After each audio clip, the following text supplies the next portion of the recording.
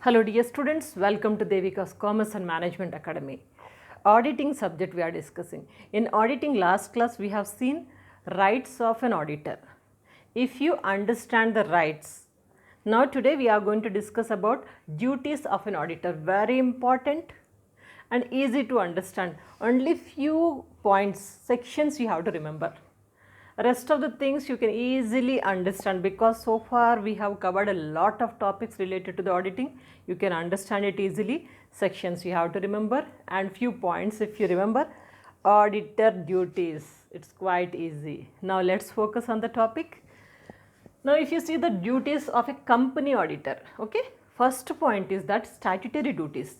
Statutory duties as per the section 143, subsection 2 and 3. Section 143, subsection 2 and 3. So this is talking about the statutory duties. In this section mainly statutory duties means preparation of audit report we are going to talk. Who has to prepare the audit report? Obviously auditor. Auditor has to prepare audit report. For that few guidelines they have mentioned. These are the duties of auditor. First thing is that report, audit report must be as per the Companies Act. Companies Act has given some guidelines. As per that only he has to prepare, auditor has to prepare the audit report, statutory duty.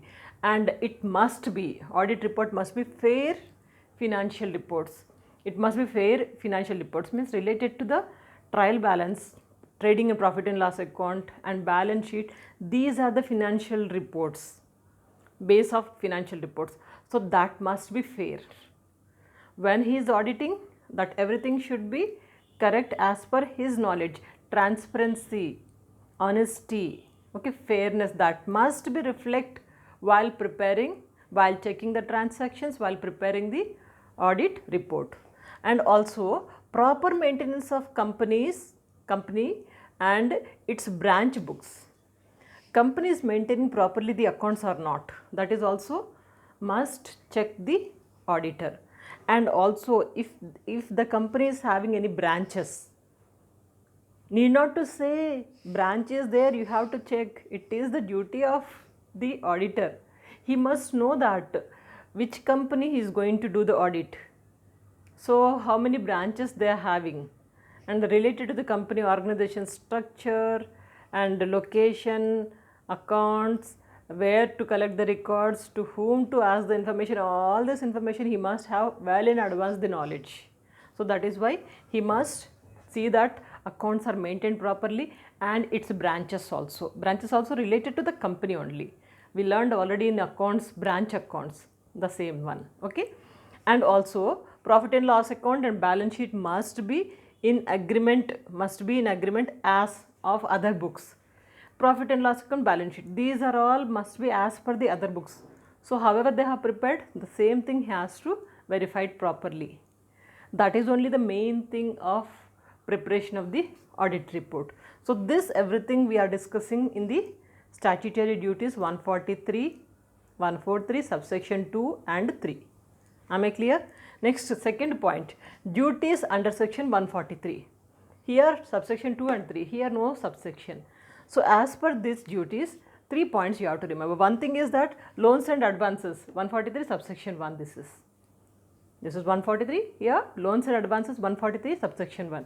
So as per this subsection 1, what is mentioned is here, if the company has given any kind of loans and advances to someone, how do they give? They take something mortgage. So what is that mortgage? How much loan is given to them and how much they have paid? So related to entire loans and advances information, they have to check it properly. This is also duty of the every auditor as per the section 143(1), subsection 1. Clear? And also second point, disqualification of director as per the section 164 subsection 2. Disqualification. Sometimes the directors are disqualified.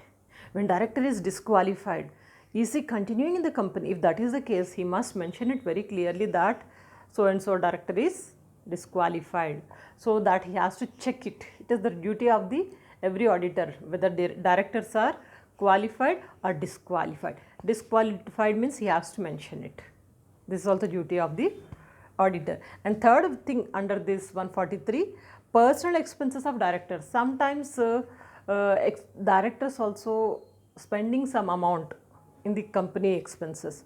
If directors personal expenses are included, then that point must be mentioned by the auditor, because personal, official is different. So that is why this is also as per the section 143. 3 points as per the section 143. First one is loans and advances, subsection 1.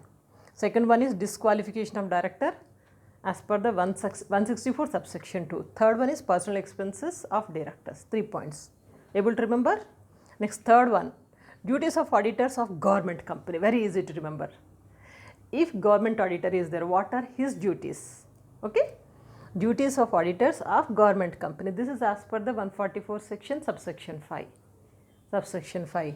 2, 3 over. Okay. Now here 1 is over. Now this is 5. Now simple thing, remember, if any auditor is related to the government company, government auditing he is doing, he is responsible to the controller and auditor general. Only he is responsible to this. Okay. Already we have discussed about the Controller and Audit General of India, because his appointment will be through this company only, through this committee only, not company, this is committee. Okay. Controller and Auditor General of India. So through this committee he got the appointment, he is responsible to that Controller and Audit of General of India, and he has to submit the report also to the Controller and Audit of General of India. Am I clear? Only this point remember when it comes to the duties of auditor in case of government company. Clear? Because his guidelines, he has to follow the guidelines of this and submission also to the same committee, because his appointment is also from the same committee. Fourth point is the duties of branch auditor. As we have discussed here, statutory duties. If a company is having branches, then it is the duty of every auditor to check the branch accounts also. Branch accounts are related to the main company. Main company is sending goods and main company is handling these branches, then everything is interlinked. So he has to be very careful to check the branch auditing also. So this is as per the section 8, section 143 subsection 8. Okay. Now duties to check the branch accounts. 4 points are over now. Next, fifth one, duty to attend general meetings. This is also we have already discussed. In rights also we got the same point. If an auditor is appointed as an auditor in any company, he has the right to attend any meetings, company meetings. He has the right, and also it's at the same point. It is the duty of the auditor to attend the general meetings, general body meetings, special meetings, company meetings. Okay, any kind of meetings. He has a right, and also it is a duty of the auditor, but because what is happening in the organization, what they are discussing. So he must have knowledge. That is the reason it is a duty of every auditor to attend the general meetings as per the section 146. So far we have discussed 143 only, 143, and here also 143. Only this disqualification 164. Okay. Now this comes to 146. Duty to attend the general meetings, general body meetings, annual meetings, any meetings. And next point, it comes to contractual duties. Contractual duties is related to the auditors who are not regularly appointed in the company, not regular, only contract basis they are appointed. Means they are also professionals, but contract basis, only for the particular period, for a particular aspect they are appointed. In such cases, please remember this. So this is other than statutory audit.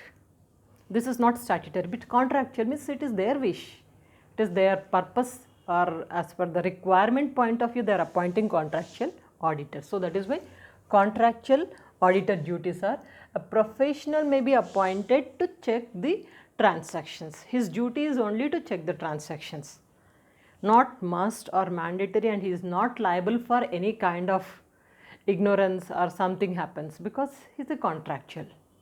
Okay. So that's his duty. Next one is that duty of care. Very important. Duty of care means every auditor is having a duty to work and to check all the transactions with honest and fair and without concealing the facts, without deceiving the company or client. He must work sincerely. So that is talking about duty of care. Here a few points you must remember. First point is that he must be honest, caretaking, and he must have a good skills, means good command over the auditing, means checking up the transactions. So all these things are must. If he does not have, if he ignores, otherwise, means if he does not have, otherwise he may be sued for damages because of his negligence, because of his negligence, because of his work, because of his dishonesty. If the company gets any kind of damages, he will be sued for the damages. He may be filed, he may be summoned to the court. So this is very important point, remember. And also at the same point, duty of care, we must remember another point, that is auditor is a watchdog and not a bloodhound. This already we have discussed. He must take care of everything, what is happening and everything, he must mention it. But he should not work like a bloodhound, means not like a detective, he not to be behind that. Okay, but reasonable care, minimum care and sincere honesty, that he has to maintain. This is talking about the duty of care. Next point is that duties of auditor in relation to mandatory accounting standards. This is talking about auditor in relation to mandatory accounting standards of auditing. There are some mandatory account standards are there. He has to follow that. He has to follow that. That is saying this point, duties of auditor in relation to mandatory accounting standards. He need not to ignore it. He has to follow the mandatory points, whatever is mentioned as per the Companies Act. So that he has to follow. Next one is the duty to know the duties. Easy to remember, duty to know the duties. He cannot say tomorrow that I don't know, this is my duty. He cannot, because he does not have such kind of excuses. There is no question of excuses. He cannot take any such kind of lame duck excuses. So that is why it is his duty to know about the duties. What are my duties? What I have to do? Everything he must have knowledge. Then only he must enter into the auditing work. Tomorrow he cannot say that I don't know. So that will become a blunder and nobody will give excuses. That is why it is also one of the duty of every auditor to know the duties. What are your duties? Section wise must remember. Next point is that last point, professional duties. Professional duties means this is as per the, they have to conduct through Chartered Accountancy of India. You know that auditing is through the Chartered Accountancy of India. So the same thing, professional duties means the professional auditing account system they have to follow. It means through code of conduct or ethics as per the Institute of Chartered Accountants of India. They have to follow the particular code. If you are eligible chartered accountant, you will be given a code. You have to follow that code and everything should go systematically. And he has to follow the rules and regulations which are laid, which are mentioned in the Chartered Accountants, Institute of Chartered Accountants of India. That he has to mention, that he has to follow. So this is the last duty, that is professional duties. Am I clear? Take a screenshot, then after that I will tell you how to remember this topic.